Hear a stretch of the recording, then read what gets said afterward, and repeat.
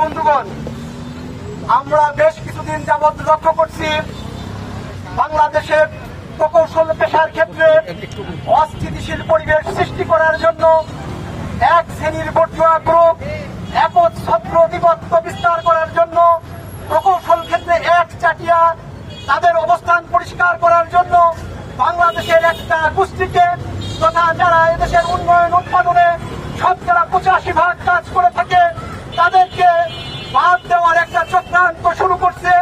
আমরা জানি দীর্ঘদিন যাবৎ তাদের সুনামের সাথে দায়িত্ব পালন করছে।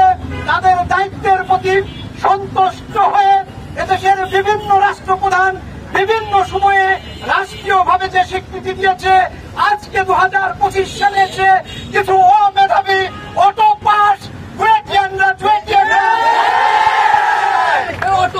মেধাবী আর কত কাল জ্বালাবি।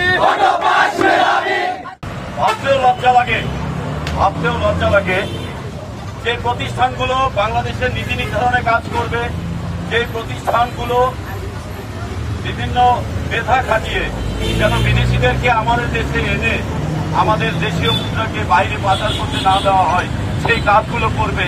আজকে তারা আন্দোলন করছে 10ম গ্রেডে আসার জন্য। এটা আমাদের জন্য কতটুকু লজ্জার, যেখানে আমাদের পলিটেকনিকের শিক্ষার্থীরা রোবট আবিষ্কার করে, আমাদের পলিটেকনিকের শিক্ষার্থীরা ট্রেন নিয়ে গবেষণা করে, আমাদের বুয়েটের শিক্ষার্থীরা তারা টেসলা আবিষ্কার করে, অর্থাৎ তারা 3 টাকার হক আবিষ্কার করে।